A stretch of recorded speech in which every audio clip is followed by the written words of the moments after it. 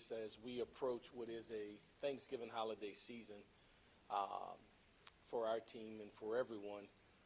An opportunity just to be thankful for all that we have. It's a special time of the year, and certainly we have a lot to be thankful for. So hopefully you're able to spend time with your family and loved ones in a celebratory manner to have that. We'll do the same with the Thanksgiving feast here as we revamp our indoor and just give reflection on this year and be thankful for all that we have. So wanted to give you guys that piece. Before we jump into Oklahoma, we'll talk a little bit about Western Kentucky and what a night it was for our seniors, all 27 of them. A very emotional day for many, leading into in post. I know some of you may have seen the deal with Wes Weeks and Garrett Nussmeier at the very end, and this was late, at least an hour after the game, still in the stadium. And we, I share with our team, take it in, soak it in. When you go down that Tiger Walk down Victory Hill, reflect on that, because it will be your very last time as a player to walk down there, and enjoy it. And so I don't want you with your headphones on and your shades and you're kind of looking into the skies, but really take it in and recognize how fortunate you are to have this opportunity, and the fan base who came out there to celebrate you, to cheer you on, to acknowledge them, not what your little pieces in your ear, but the acknowledgement of thank you. Thank you for your support over the years. Thank you for being here for us. And I thought it was a great night in that regard. To send those guys out with a win was the quest and then the accomplishment. So glad we were able to do that. That was done by stellar play and arguably the best defensive output in some time. A second half where you hold an opponent less than 20 yards in totality. A defensive output that outside of the first drive where you give up 3, you go 12 consecutive, 7 in a row of forcing a punt, 3 where they go forward on fourth down and stopped on all 3, and another 2 that resulted into turnovers for your defensive unit. Just a spectacular day for our defensive unit in the way that they went out and competed. An offense that managed to keep the ball away for 37 minutes. An offense that rushed the ball appropriately at times. But then a special teams unit that at times had been inconsistent was very consistent in the night, where you kicked it off with Aaron Burrell and it went touchbacks each time he went up, and every time Ramos was asked to step up, he kicked it through the uprights, with a coverage unit that went down and covered. With Chadwick punting the ball inside the 5 and 10-yard line, things that sometimes get lost that are so critical as you go back and forth in this thing we call chess, trying to remedy and figure out field position, start and finish for both offense and defense. Just did a really good job of punting the ball, covering the ball, and then to have a 39, 40-yard return by Xavion Thomas was big for us. So in essence, the things that were needed to have victory were done. And we turn the page to what may be our biggest challenge of all year, a top 10 opponent that is, I don't know if they have a weakness on their defense for sure. On all 3 levels, their defensive line, their linebacker core, their secondary, pretty exceptional in the things that they have done in this season, with most recent victories over Missouri and Alabama and Tennessee. Certainly a formidable opponent that's very, very talented, that's extremely well coached, that will see the Tigers go into Norman, Oklahoma for the first time. I've never been there in any capacity, not just at LSU, even at another place. I've never played there. Our university here, we've never been there. So it'll be fun. It'll be a great challenge for us, but certainly something we're looking forward to as we go there and take on the number 8 team in the country. Frank, what's the plan for Garrett this week? we're going to try to see what he looks like today, or tomorrow, should I say, in practice. He was good in treatment this weekend, real early on this Monday to project. But we'll give him a go at it and see how he feels, and probably midweek be able to give you better answers to that when I come in here on Thursday or Wednesday.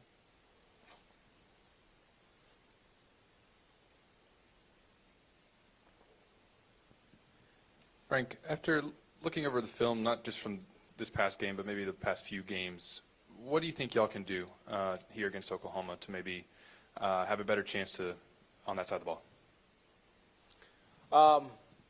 I think we look at who we are as a team. I think we cater to the strength of our personnel and our team, and we position our team to try to get points on the board, however that may be. It's a tall task, but it's something that we recognize that will have to come into fruition to allow us to have success in winning this game. Again, they're very stout in the run game, as you saw with the leading rush team in Missouri, and their back was held to 57 yards or so after coming off a 300-yard game. They're pretty stingy when it comes to their defensive front, and they're pretty nasty on the back end as well as they contest passes. And so from a game plan standpoint, we're in the primary stages of trying to figure that out. Where does the opportunity lie where we can create a touchdown for us? And so we'll see what that looks like as the week unfolds. Frank, are they just so sound defensively? As you said, all three levels. It looked like Missouri had a hard time finding spots as well. Is that it, or is it talent?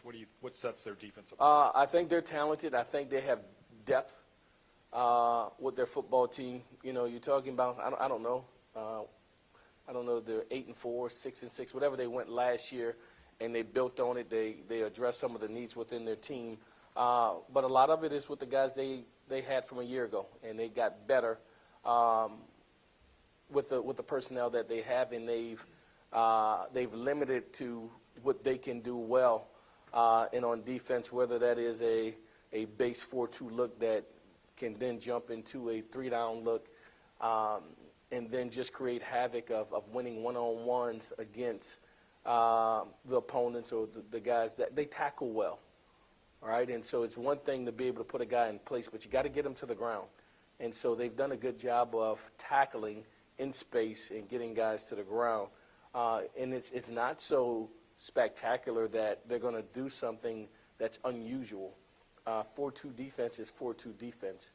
3-down Okie defense is 3-down Okie defense. And so your ability to win your one-on-ones, to break a tackle, to put yourself in position to go score is the charge. All right, so it won't get to a point where we have no idea where they're at. We just have to be able to create matchups where we win our one-on-ones at times. I guess I'll do all the injuries. How did Witt feel after Saturday? Can you confirm Caden Durham? I think you said it might be a concussion post-game. Then Braylon Moore, Ori Williams, and Tyree Adams after he had the tightrope.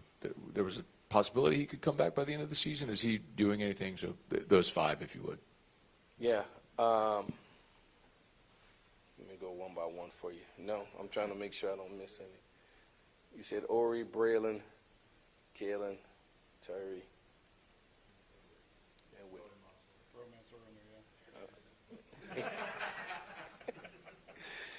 All right. Tyree Adams is progressing. Have a chance, although probably a slim chance to be ready for this game, more likely for the bowl game. But he's on pace to have a chance to play in this game.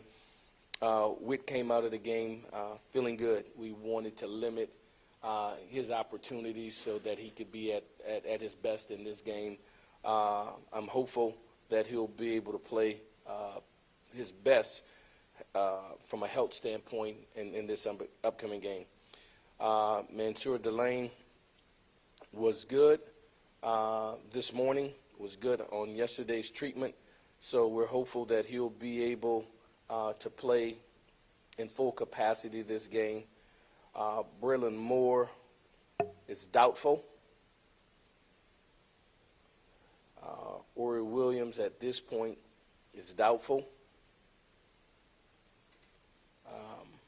Caden Durham was more of a neck than concussion protocol. So it was a 5 technique that looped inside and kind of jammed him, short-necked him, if you will.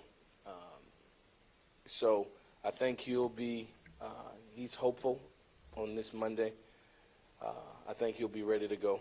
Probably won't do anything with him Tuesday, may even put a red shirt on him Wednesday, just so, those nerves, those muscles in your neck can be very difficult to overcome. But I think he'll be ready to go. And the last would be Aaron Anderson, who's gotten good treatment, and he'll be hopeful as well. We'll see how this week goes with Aaron Anderson. So the long shots are Ori and Braylon Moore. Then next is probably Tyree. I think I feel good about the others thus far at this point in the week. Hey, Coach, as the week goes on, there may be a lot of news swirling about who's the coach going to be and all that stuff. Do players just want to play football? Do you think they pay attention to the outside world, and how do you handle that? Yeah, I think they want to play football. I think they live in a social media world where it comes toward them. But that's the uncontrollable. We can't control those things, and so I encourage them to control what you can control. And what we can control and what this game will become, even not so much about Oklahoma, but about us, right? These self-inflicting things that we have done, continue to do. How do we rid ourselves of these habits that's been habitual for length of time? They're not new. We have the same players. We have some of the same issues, and in some areas we've seen dramatic improvement.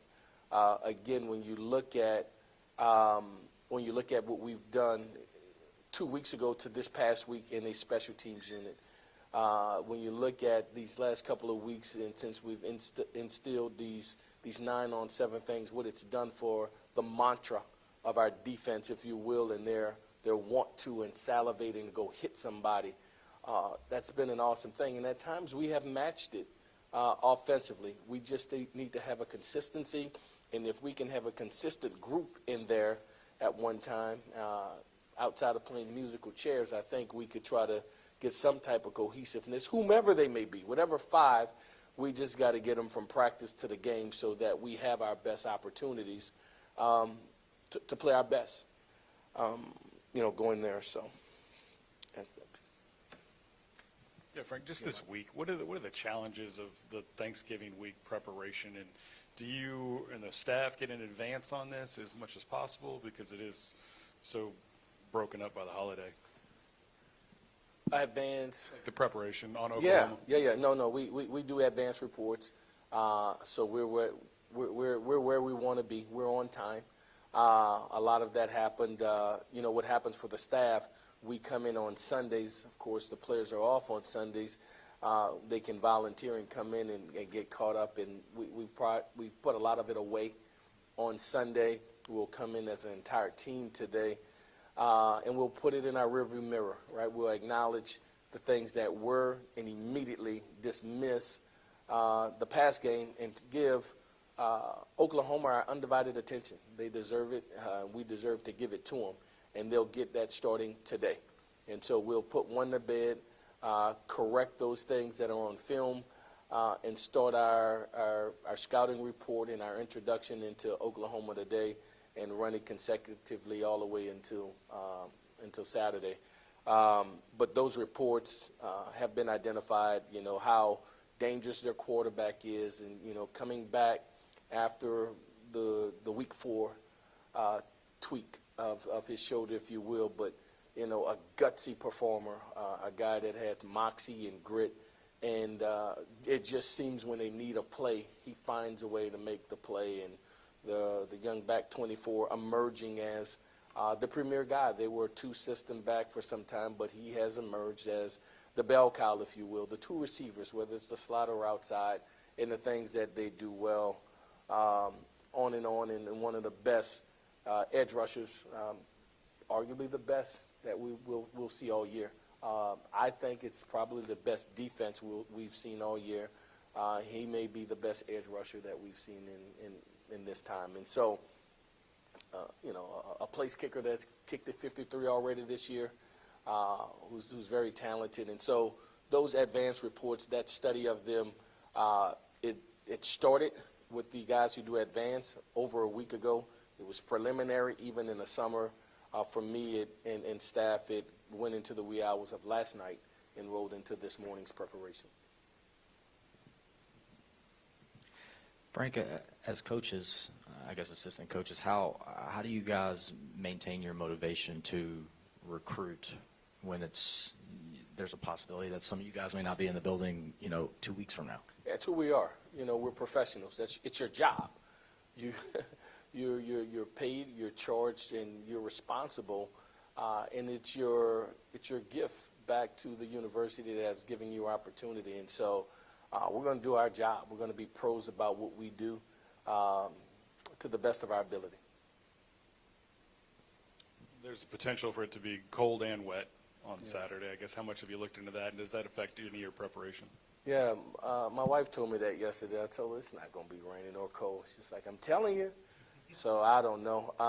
That's Jack Marucci usually get me going on that. It is what it is, So whatever the weather may be, it'll be LSU weather. We're going to make the most of it, and we're going to go play. We're going to show up. We're going to prepare, and we're going to play. We're going to play hard. John? Just a way back question for you. You were coaching in New Orleans in 2003, right? Yeah. Do you remember the LSU Oklahoma National Championship and being in New Orleans and what Yeah. that all meant? And Yeah, I was on the sideline. Yeah, I went the day before as they were preparing, or 2 days before, the weekend. I had Buster Davis and Dominique Cooper and Junior Joseph, some of those guys who I coached in high school, they were on that team. And so Coach Saban had me, invited me down, so I spent some time with them in preparation for that game, and during, and post. So, yeah, I remember it vividly. Yeah. Just got a couple of questions about the offense. You talked about bringing the 5 linemen from practice to the field. Do you feel like that is going to be the thing that could be the greatest advantage for those guys who played this past Saturday? Yeah. We went through it this morning, looking at personnel, all right? Who do we have, who we don't have, all right? This is who we have. This is the contingency plan if something happens to one of those guys. And whether if somebody goes down and borderline is, charged to go in, he has to be ready to go in without a blink of an eye. If Ethan Callaway is someone else getting nicked, now Ethan Callaway has to be triggered. And so what happens in your practice preparation, you got to be very specific about the things that you're going to practice, because you only get so much time to practice. And so as we go through the flow of dispersing repetitions between the ones and the twos or whatever, sometimes, and it becomes the responsibility, we can't keep repeating those plays. We have to continue through the practice format. And if we have time at the back end, let's circle them and let's go back. But the guy who's the 2 has to get his ample amount of reps, just like the guy who's the 1, because he may be thrust into the fire. And if he hasn't practiced it, then he's not prepared to do it. And so it's about quantity more than quality. Like, we don't need 1,000 plays here. We need X amount of really good plays here that we can turn to and we need to perfect, versus this look, and that look, so that we're prepared for whatever the defense may give us. And so there's strategy in practice format of what we're doing, how we're doing it, so that we can be the best version of us, instead of having 1,000 different ways of doing 1,000 different things, and you're doing a whole bunch, but not much quality of what you're doing. And so that's our intention, and always is in truthfulness, but even more so heightened, because you're starting to test the depth of the roster. Frank Harlem had that fumble at the end of the game. As running backs coach, how do you kind of coach him up after that when he's a freshman? Situational football. And you feel very comfortable. He's a very talented young man, and a week ago, You play a very talented Arkansas team, and he jumps outside, and then he scores. He goes down, it's headsy. It's all those things, right? And then you give him the ball again this week, and it gets punched out, right? The defender, and it's usually one that you never see. His eyes are there. This guy's on side of him, and he kind of just pokes it out and pops it up or what have you. You have to be conscientious that ball security is the priority at this time because it's desperation for them. They may not even tackle you. They're going to tackle the ball. They have to create a turnover. And just his conscientiousness of don't worry about how many yards you're getting on this play. We're trying, because we have no timeouts. They have no timeouts. But we have to run these plays to get in position to start the rundown, and they still at that point will probably get it with about 19, 20 seconds left if we don't score. And so a learning experience. That's the beautiful thing about this, right? Ugly as it may be, all right? They're our babies. They're my babies, and so I accept them. I love them for who they are, the good, the bad, the indifferent. When that ball, all the things that happen throughout the game, they're teachable moments. If you don't learn from them, it's in vain. But if you're making these mistakes and you're growing and you're learning from them, then there's merit in it. Again, this opponent we played, they were a different team a year ago. They learned from their mistakes, and they became a better team and in playoff contention, only to have the Tigers try to play spoiler on this weekend. But that's the grand scheme of this thing, learning from your mistakes, growing from it, and not wallowing in, woe is me, we shoulda, we coulda. It happened, fix it, and let's move on so that we can be better because of it or from it. Feels like some of the pieces with Michael Van Buren's games are there, but they're just not connecting the dots, I guess. So how much of that is with Alex kind of getting on the page with him for what he can do successfully, like you talked about? Yeah, experience is the best teacher, right? And you got to go out there and play. And so as you look at an opponent, you have to work on you, all right? And so your rhythmic throws, the 1, 2, 3, and throw, and 1 and 2, and 1 and 2 and 3. They have to be that way, and when you speed it up before it's time to be delivered, there's windows that allow you to make this anticipatory throw when he's there, but you throw it here because the timing would allow it to clear, and this backer who goes from hook to flat is in a progression as well, so you got to throw it there, not back here. But you got to do them. You got to do it against live bullets. And he's imperfect like everyone else, and so he didn't play a perfect game. But he's a talented player who will get better with time and with game reps. And so we'll have to continue to do those things with him. Here's what I said to him. Pick your head up. Pick your head up. Work's not done yet. We still have an opportunity to finish the way that we're competing because he wants to do well. He wants to win. He's a pleaser just like everybody else. None of them go out there with intention on not playing well, drawing a PI or jumping offside or whatever it may be, offense, defense, or special. The intention is there. So how do we get the right frame of thinking to lead from preparation to performance so that you're able to deliver your best when you're in an opportune time in game situation? That's the transition that we have to get to. You kind of referenced it a second ago, playing spoiler. Is that something that you try to use as motivation for your team this week? For us, we want to go 8-4, right? We want to go 8-4. Right now, we're sitting at 7-4. In the month of November, we're sitting at 2-1, undefeated at home. So I try to find the good that they could see. All right, we're 2-0 at home in the month of November. All right, we're 2-1 in a very difficult month. How do you finish? How do you want to be remembered? How do you want your legacy to go out? We can go out here and go play the way we're capable of playing to the best of our ability and see where the chips may fall. We can go out here and raise a white flag and say, no one expected we're not going to the playoffs. What's your legacy? How do you want this team to be remembered? And 8-4 is a lot better than 7-5, right? And so for us, it's about self-reflection. It's about how we want to be remembered. It's about going on the road, playing a top 10 team who will be favored to beat you, right? And so here's our underdog story. All right, let's talk about that.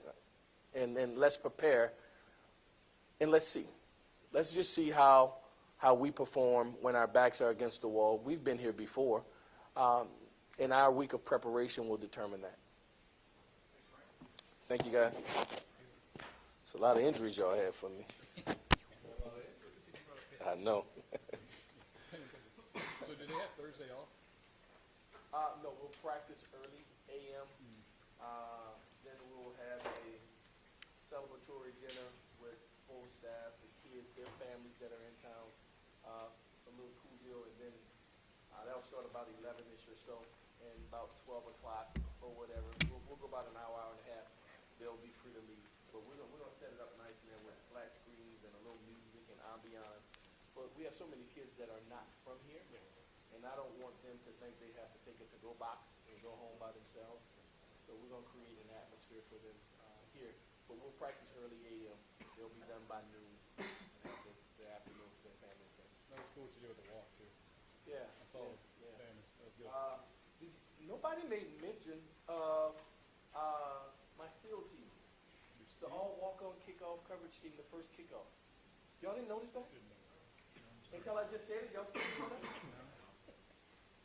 We're not that bad. Y'all slipped it.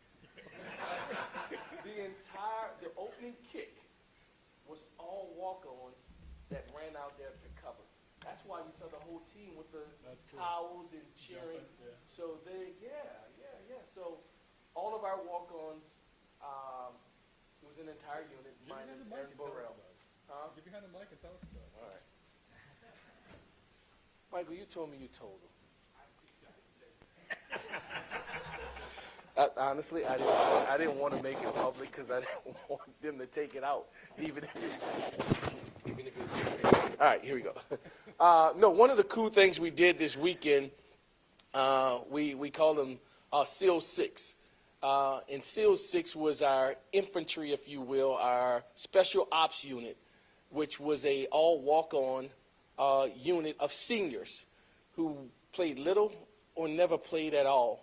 We wanted to do the honor of giving them a chance to set the tone for the day. So if you looked at our sidelines, the entire sidelines was charged with coming up, cheering on those 10 guys that ran down the opening kick with every intention of creating violence and train wreck on the opening kickoff. We wound up kicking it out of bounds, so they ran through. But to have that, right, for 4 years, in some cases to be the service guy, to hold the bag, to hold the dummy, to not be recognized, to not be pushed to the forefront, to run out on the opening kick on your senior night, was something that they earned and something that they deserved. That is more precious than the NIL deal. That is more precious than in the scholarship, because they got a chance to go out there and play in Tiger Stadium, and they'll forever be able to say that to their children for years to come. I ran out. I played in that stadium, and not just in a warm-up fashion, but in an actual game. So that was our gift that our senior walk-ons earned through their preparation, in some cases 4 and 5 years, and some latter. But just very proud of them and giving them the ability to do that. Thanks, man. Matt, you definitely should have called that.